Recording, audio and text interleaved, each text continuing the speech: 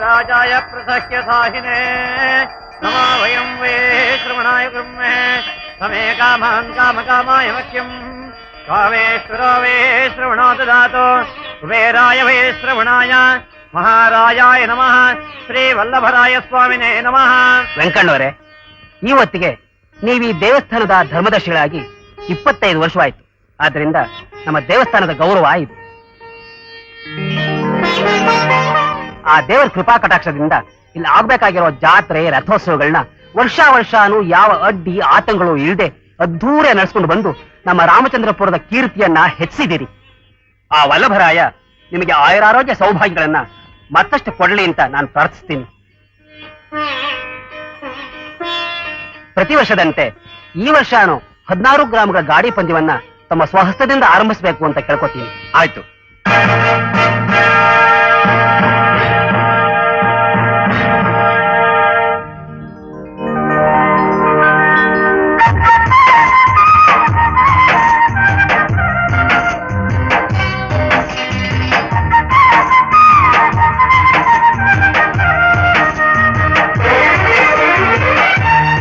ಪಂದ್ಯದಲ್ಲಿ ಪ್ರತಿ ವರ್ಷ ಬರೋ ಹಾಗೆ ಈ ವರ್ಷನೂ ನೀವೇ ಮೊದಲು ಬರಬೇಕು ಅಂತ ಆ ದೇವರನ್ನು ಬೇಡ್ಕೊತೀನಿ. ನೀವೇನು ಯೋಚನೆ ಮಾಡ್ಬೇಡಿ. ಅದಕ್ಕೆ ಅಣ್ಣ ಇರೋ ಕಡೆ ಜಯ ಗ್ಯಾರಂಟಿ. ತಮ್ಮ ಜೊತೆಲಿರುವಾಗ ಜೈಕೇನೆ ಕೊರತೆ. ತಗೊಳ್ರು 5,000 ರೂಪಾಯಿ ಅಡ್ವಾನ್ಸ್. ಪ್ರತಿ ವರ್ಷನೂ ಆ ರಾಮಚಂದ್ರಪುರದ ರಾಮಣ್ಣನೇ ಮೊದಲು ಬಂದು ದೇವರ ವಸ್ತ್ರ, ದೇವಸ್ಥಾನದ ಗೌರವ ಎಲ್ಲ ಅವನಿಗೆ ಸಿಗ್ತಾ ಇದೆ. ಈ ಸಾರಿ ಏನೇ ಆಗ್ಲಿ ನಾನು ಮೊದಲು ಬರಬೇಕು. ಆ ಗೌರವ ಎಲ್ಲ ನನಗೆ ಸಿಗಬೇಕು. ಅದಕ್ಕೆ ಎಷ್ಟೇ ಖರ್ಚಾದ್ರೂ ಪರವಾಗಿಲ್ಲ. ಅದೇನ್ ಮಾಡ್ತೀರೋ ನೀವೇ ಮಾಡಿ. ಬಂದ್ರ ಮಹಾಜನಗಳೇ, ರಾಮಚಂದ್ರಪುರದ ಜಾತ್ರೆಯ ಅಂಗವಾಗಿ ಈ ವರ್ಷನೂ ಅನೇಕ ಹಳ್ಳಿಗಳ ಎತ್ತಿನ ಗಾಡಿಯ ಪಂದ್ಯ ಮಾನ್ಯ ನಮ್ಮ ಜಿಲ್ಲಾಧಿಕಾರಿಗಳ, ಉಪ ಜಿಲ್ಲಾಧಿಕಾರಿಗಳ, ಜಿಲ್ಲಾ ಪರಿಷತ್ತಿನ ಅಧ್ಯಕ್ಷರ ಸಮ್ಮುಖದಲ್ಲಿ ಪ್ರಾರಂಭವಾಗಲಿದೆ. ಗಾಡಿಗಳು ಇಲ್ಲಿಂದ ಹೊರಟು ಶಿವಳ್ಳಿ ದೇವಸ್ಥಾನವನ್ನು ಬಳಸಿಕೊಂಡು ಇಲ್ಲಿಗೆ ಬಂದು ಸೇರಬೇಕು. ಯಾರು ಮೊದಲು ಬಂದು ಸೇರುತ್ತಾರೋ ಅವರಿಗೆ ವಲ್ಲಭರಾಯ ಸ್ವಾಮಿಯ ವಸ್ತ್ರವನ್ನು ದೇವಸ್ಥಾನದ ಸಕಲ ಮರ್ಯಾದೆಗಳೊಂದಿಗೆ ಕೊಡಲಾಗುವುದು. ಪ್ರಾರಂಭಿಸೋಣ. ಆಗ್ಲಿ.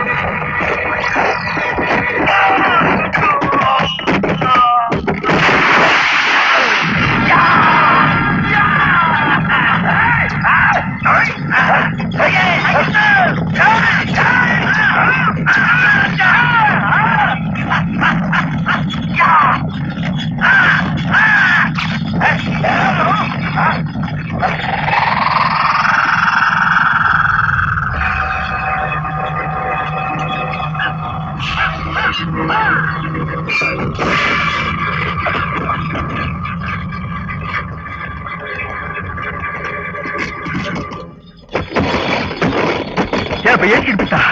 ಇಲ್ಲ ಅಣ್ಣ.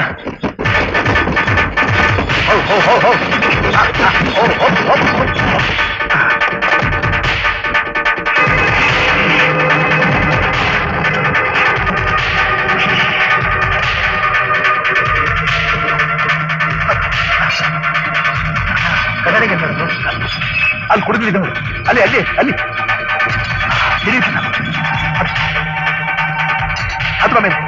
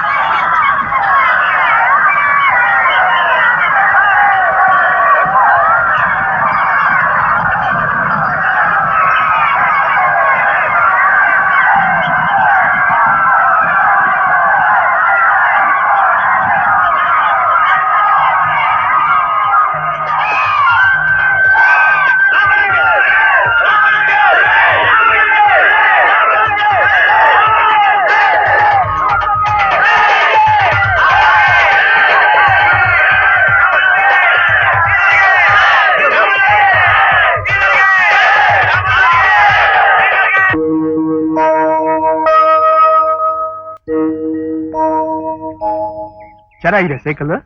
ನೀನ್ ಪ್ರೀತಿಯಿಂದ ತಂದಿದ್ಯಾ, ಅದ್ ಚೆನ್ನಾಗಿಲ್ದೇ ಇರುತ್ತಾ? ಅಣ್ಣ ಇನ್ಮೇಲೆ ಯೋಚನೆ ಇಲ್ಲ. ಊರಲ್ಲಿ ಒಂದೇ ದಿನ 4 ನಾಟಕ ಇದ್ರು ಹೋಗಿ ಕುಣಿದ್ಬಿಟ್ಟು ಬಂದ್ಬಿಡ್ಬೋದು. ಅದು ಸರಿ. ಅಪ್ಪ ಮಾರಾಯ, ನಾಟಕ ಗೀಟ್ಕ ಅಂತ ಹಳ್ಳಹಳ್ಳಿ ಸುತ್ತೋದಕ್ಕಲ್ಲ ನಿಮ್ಮ ಅಣ್ಣ ನಿನಗೆ ಸೈಕಲ್ ತೆಕ್ಕೊಟ್ಟಿರೋದು.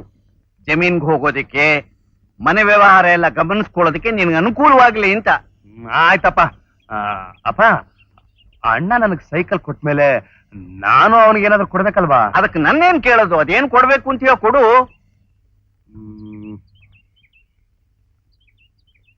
ನಿನಗೆ ಈ ಪ್ರೀತಿಯ ತಮ್ಮನ ಕಾಣಿಕೆ. ನನಗ ಅಲ್ಲಯ್ಯ, ವ್ಯವಸಾಯ ಮಾಡ್ಕೊಂಡ್ರವ್ ನಾನು. ಸೂರ್ಯ ನೋಡಿದ್ರೆ ಸಾಕು, ಏರ್ ಕಟ್ಟೋ ಹೊತ್ತು, ಹಿಟ್ಟು ಹೊತ್ತು ಎಲ್ಲ ಹೇಳಬಲ್ಲೆ. ವಾಚ್ ಬೇರೆ ಬೇಕಾ ನನಗೆ? ನಿನಗ್ ಬೇಡ ಆದ್ರೆ ನನಗ್ ಬೇಕು. ಅಣ್ಣ, ನಿನ್ ಕೈಲಿ ಯಾವಾಗ್ಲೂ ನಾನು ಇರ್ಬೇಕು ಅನ್ನೋದೇ ನನ್ನ ಆಸೆ. ಎಲ್ಲಿ ಕೈ ಕೊಡು.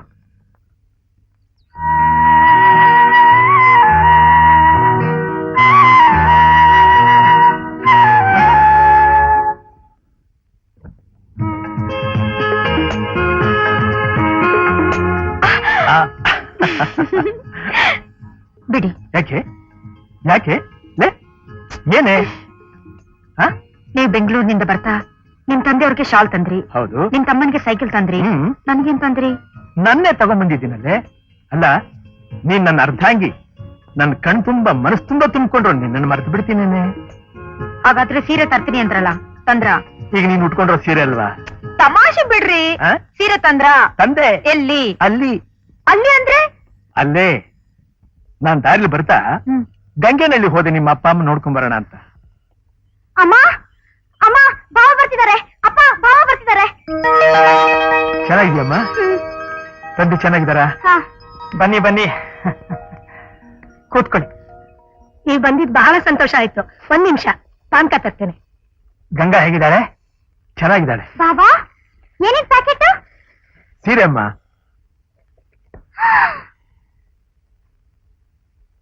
ಸೀರೆ ಎಷ್ಟ್ ಚೆನ್ನಾಗಿದೆ ಬಾಬಾ. ಈ ಸೀರೆ ನಂಗೆ ತಾನೆ? ಹೌದಮ್ಮ. ನಿಮ್ ತಂದೆಯವ್ರು ಹೇಗಿದ್ದಾರೆ? ಚೆನ್ನಾಗಿದ್ದಾರೆ. ತಗೊಳ್ಳಿ ಪಾನ್ಕನ. ಇದೇನು ಒಬ್ರೇ ಬಂದ್ಬಿಟ್ರಲ್ಲ, ಗಂಗಾ ಬರ್ಲಿಲ್ವೇ? ಇಲ್ಲ, ನನಗೆ ಬೆಂಗಳೂರಿನಲ್ಲಿ ಸ್ವಲ್ಪ ಕೆಲಸ ಇತ್ತು, ಹೋಗಿದ್ದೆ. ವಾಪಸ್ ಬರುವಾಗ ನಿಮ್ಮನ್ನೆಲ್ಲ ನೋಡ್ಬೇಕು ಅನಿಸ್ತು ಬಂದೆ. ತುಂಬಾ ಸಂತೋಷ. ಇವಾಗ ಹೇಗಿದೆ ನಿಮ್ಮ ಆರೋಗ್ಯ? ಈಗೇನೋ ಪರವಾಗಿಲ್ಲ. ಚಳಿಗಾಲ ಬಂತು ಅಂದ್ಬಿಟ್ರೆ ಉಸಿರಾಡೋದೇ ಕಷ್ಟ ಆಗ್ಬಿಡತ್ತೆ. ಬಾವಾ ಬಾವಾ, ಈ ಸೀರೆ ನಾ ಹೇಗ್ ಕಾಣಿಸ್ತೀನಿ? ತುಂಬಾ ಲಕ್ಷಣವಾಗಿ ಕಾಣಿಸ್ತೀಯಮ್ಮ, ಚೆನ್ನಾಗಿದೆ. ಹೋಗಿ ಉಟ್ಕೊಂಬಂದ್ಲು, ಬಹಳ ಮುದ್ದಾಕಂಡ್ಲು. ತಪ್ಪು ಮಾಡಿದ್ನಾ? ಅಯ್ಯಯ್ಯೋ, ಎಲ್ಲಾದ್ರೂ ಉಂಟಾ? ಆ ದೇವ್ರು ನನ್ಗೇನ್ ಕಡಿಮೆ ಮಾಡಿದ್ದಾನೆ? ನಾನ್ ನಿಮ್ಮನ್ನ ಮದುವೆ ಮಾಡ್ಕೊಳ್ಳೋಕೆ ಎಷ್ಟು ಪುಣ್ಯ ಮಾಡಿದ್ದೆ. ನನ್ ತಂಗಿಗೊಂದು ಹೊಸ ಸೀರೆ ತೆಕ್ಕೊಡ್ಬೇಕು ಅಂದ್ರೆ ನಮ್ ತಂದೆ ಎಷ್ಟು ಕಷ್ಟ ಪಡ್ಬೇಕು. ಯಾವಾಗ್ಲೂ ಹೆಣ್ಮಕ್ಳಿಗೆ ತವ್ರ ಮನೆ ಅಂದ್ರೆ ತುಂಬಾ ಇಷ್ಟ ಅಲ್ಲ? ಕರುಳಿನ ಬಳ್ಳಿ ಅಲಿತಾನೆ ಇರೋದು. ಹೂ ಬೇರೆ ಆದ ತಕ್ಷಣ ವಾತ್ಸಲ್ಯ ಸಂಬಂಧ ಕರೆದು ಹೋಗುತ್ತಾ? ಎಷ್ಟು ಚೆನ್ನಾಗಿ ಮಾತನಾಡೋದನ್ನ ಯಾರೇ ನೀನು ಕಲ್ಸ್ಕೊಟ್ಟಿದ್ದು? ಇದೀರಲ್ಲ, ನೀವೇ ನನ್ನ ಗುರು.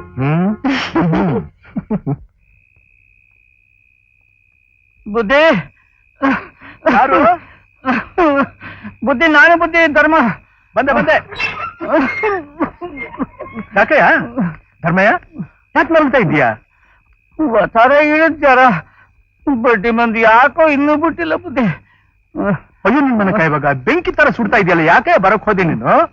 ಕೊಡಿ, ನೀನ್ ಹೋಗ್ ಮನೆಗೆ, ನಾನು ಹೊಲಕ್ ಹೋಗ್ತೀನಿ. ಎಲ್ಲರೂ ಉಂಟ, ನೀವ್ ಹೋಗೋದು? ಬುದ್ಧಿ ಇದೆಯಾ ನಿನಗೆ? ಹೋಗಯ್ಯ ಮನೆಗೆ, ಹೋಗಯ್ಯ, ಹೋಗು. ಸರಿ ಕಣ್ಣ ನೋಡಿಯ. ಗಂಗಾ, ಗಂಗಾ, ಏನ್ರಿ? ಪಾಪ ಧರ್ಮೇನು ಜ್ವರ ಬಂದ್ಬಿಟ್ಟಿದೆ ಕಣೆ. ಅಯ್ಯಯ್ಯೋ. ನಾನು ಹೊಲಕ್ ಹೋಗ್ಬೇಕು, ನೀನು ಬಾಗ್ಲು ಹಾಕು.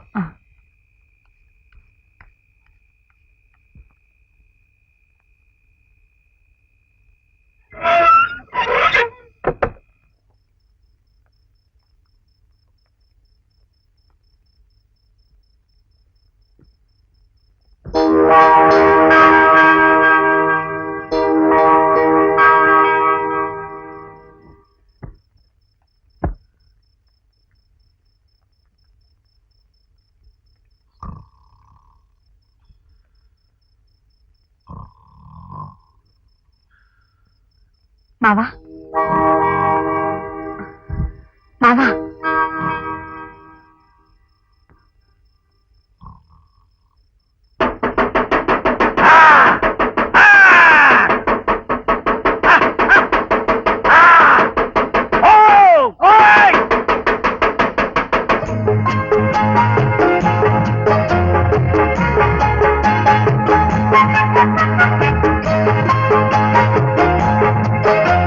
ಗಂಗಾ, ಇಷ್ಟೊತ್ತಿನಲ್ಲಿ ನೀನೊಬ್ಬಳೆ ಈ ಚಳಿಲಿ? ಚಳಿ ನಾನೊಬ್ಬಳಿಗೇನಾ? ನೀವಿಲ್ಲಿ ಥಂಡಿ ಗಾಳಿಯಲ್ಲಿ ನಡೀತಾ ಇದ್ರೆ ಮನೆಯಲ್ಲಿ ಬೆಚ್ಚಗೆ ಕಂಬಳಿ ಓದ್ಕೊಂಡು ಮಲ್ಕೊಳ್ಳೋಕೆ ನಾನ್ ಹೃದಯ ಏನು ಕಲ್ಲಿಂದ ಮಾಡಿದ್ದಲ್ಲ. ನನಗ್ ಗೊತ್ತೇ, ನಿನ್ ಹೃದಯ ಮೈ ಮನಸ್ಸು ಎಲ್ಲ ಮಲ್ಲಿಗೆ ಹೂವಿನಿಂದ ಮಾಡಿರೋದು ಅಂತ. ನಾನೇನು ಕಂಬಳಿನ ಮರ್ತು ಬರ್ಲಿಲ್ಲ, ಬೇಕಾಗಿ ಬಿಟ್ಟು ಬಂದೆ. ಯಾಕೆ? ಯಾಕೆ ಅಂದ್ರೆ ನೀನ್ ತಗೊಂಡ್ಬರ್ತೀಯ ಅಂತ ನನಗೆ ಗೊತ್ತಿತ್ತು, ಅದಕ್ಕೆ. ನಾನು ಕಂಬಳಿನ ನಮ್ಮ ಮಾವನವ್ರ ಕೈನಲ್ಲಿ ಕೊಟ್ಟು ಕಳ್ಸಿದ್ರೆ ಏನ್ ಮಾಡ್ತಿದ್ರಿ? ಏನ್ ನಮ್ಮಪ್ಪನ ಕೈನಲ್ಲ, ಏನಿಲ್ಲ, ಒಂದು ಸಲ ನಮ್ಮಪ್ಪ ದಿಂಬಗ್ ತಲೆ ಕೊಟ್ರೆ ಸಾಕು, ಮನೆ ಸುರ್ ಕಿತ್ ಹೋಗ್ಬೇಕು, ಹಾಗೆ ಹೊಡಿತಾನೆ ಗೊರಕೆ. ಬ್ರಹ್ಮ ಬಂದ್ರು ಎಬ್ರಸಕ್ ಆಗೋದಿಲ್ಲ. ತಗೊಳ್ಳಿ, ನಾನು ಹೋಗ್ತಾ ಇದ್ದೀನಿ. ಅದೇ ಅಪ್ಪಾಯ, ನೀನ್ ಬಂದಿದ್ದ ಆನಂದ. ಹೋಗ್ತೀನಿ ಅಂದ್ರೆ ನನಗ್ ತಾಪತ್ರಯ ಕಣೆ. ಮತ್ತೆ ಮತ್ತೇನಿಲ್ಲ, ನೀನ್ ಬಂದ್ ತಪ್ಪಿಗೆ ಅಲ್ಲಿ ನೋಡಿದೆ ಅಟ್ಟಣಿಗೆ, ಒಳ್ಳೆ ಚಳಿ. ಇವತ್ತಲ್ಲೇ ನನ್ ಜೊತೆಲೆ ನಿನ್ ವಾಸ. ಇಲ್ಲ? ಯಾಕೆ? ಅದು ಸಿನಿಮಾದ್ದು ಕಡೆ, ಅದು ಅವ್ನ ಶೋಕಿ. ಯಾರ್ದು? ಧರ್ಮ ಇಂದು. ಹೊಲ ಕಾಯಕ್ ಹೋಗಪ್ಪ ಅಂದ್ರೆ ಅವ್ನ ಸಿನಿಮಾ ನೋಡ್ಕೊಂಡೇ ಇಲ್ಲಿ ಬರೋದು. ಹೌದಾ?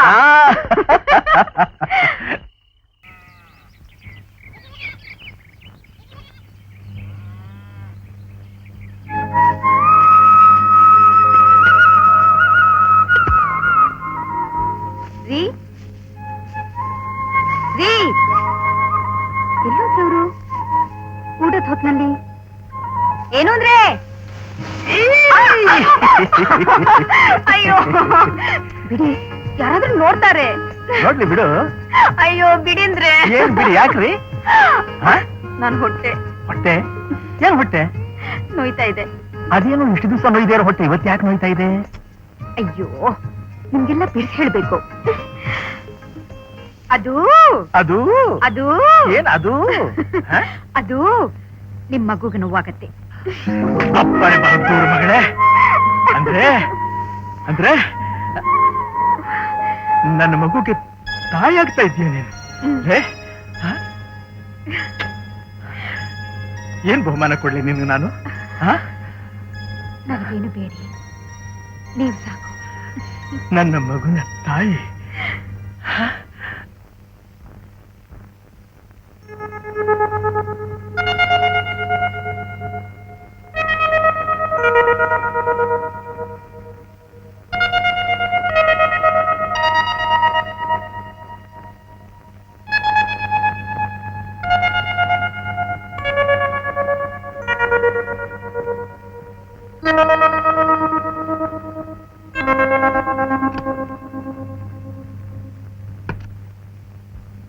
ನಿಮ್ಗೆ ಗಂಡು ಆಗಿದೆ, ನೋಡ್ಬಹುದಾ?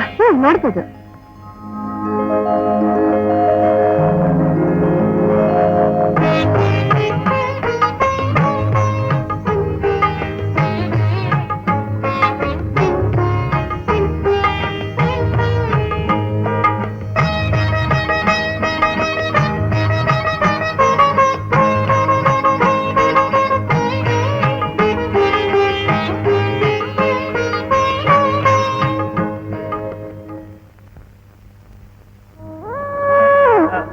ಸ್ವಲ್ಪ ತಾಳು. ಸರಿಯಾಗಿ ಗೊತ್ತೋ?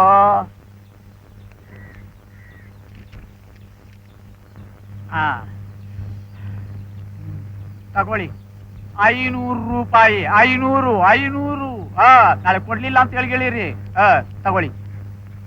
ಬರ್ತೀವಿ ಸ್ವಾಮಿ. ಬತ್ತೀವಿ ಬುದ್ಧಿ.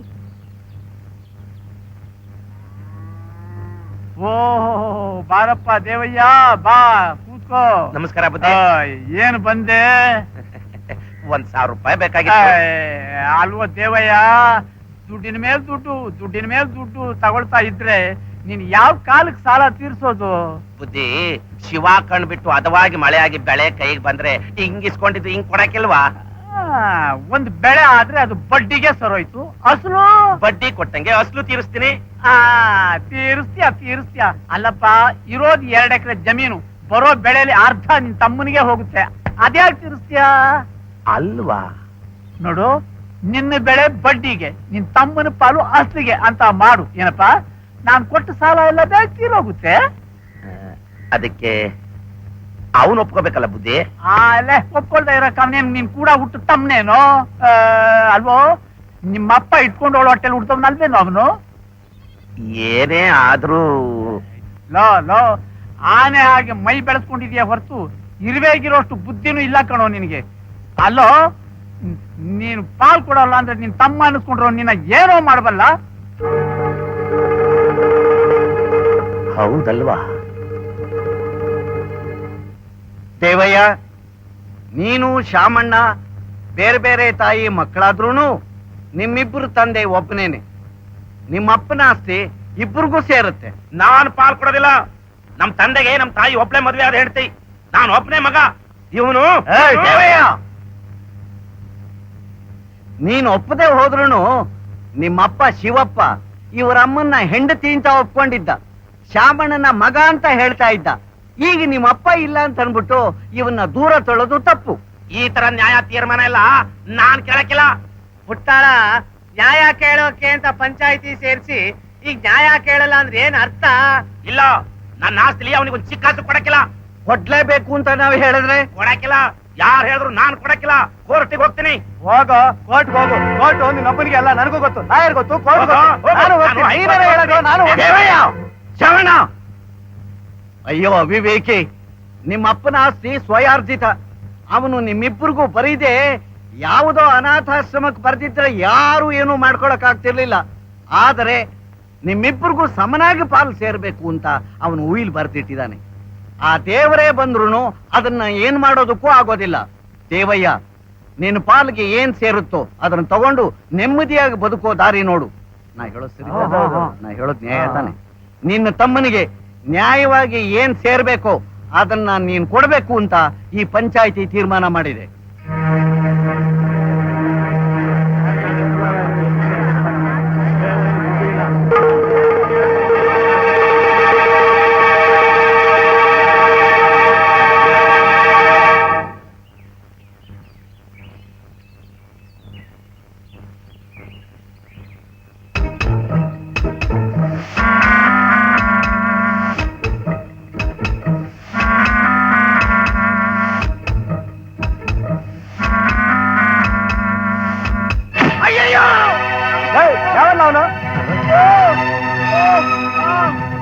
ಮೊದ್ಲು ಆಸ್ಪತ್ರೆ ಕರ್ಕೊಂಡು ಹೋಗೋಣ.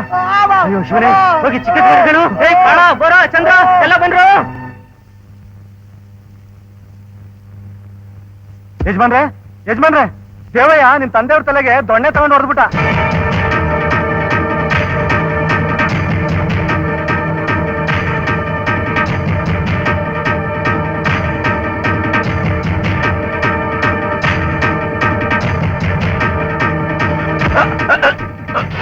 ನಮ್ಮಪ್ಪನ ಮೇಲೆ ಕೈ ಮಾಡಿದಂತೆ ನೀನು, ನಮ್ಮಪ್ಪನ ಮೇಲೆ ಕೈ ಮಾಡಿದಂತೆ ನೀನು. ಎಷ್ಟು ಧೈರ್ಯ ನಿನಗೆ? ಒಂದು ಇವತ್ತು ನೀನ್ ಸಾಯ್ಬೇಕು, ಇಲ್ಲ ನಾನ್ ಸತ್ತು ಹೋಗ್ಬಿಡ್ಬೇಕು.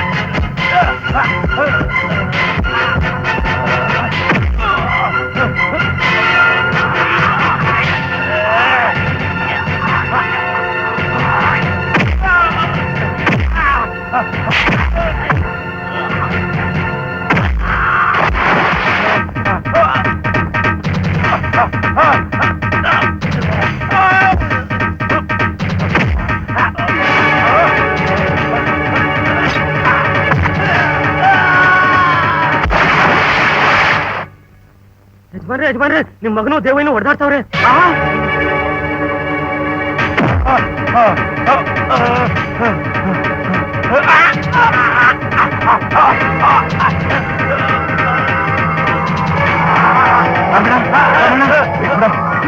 ಹೋಗ್ಲಿ ಬಿಟ್ಬಿಡ, ಬಿಡ ಬಿಡು. ಅಯ್ಯೋ ಪಾಪ ಸತ್ತೋಗ್ತಾರೆ ಕಣವನು. ಬಿಡ್ತಾಯಿಲು.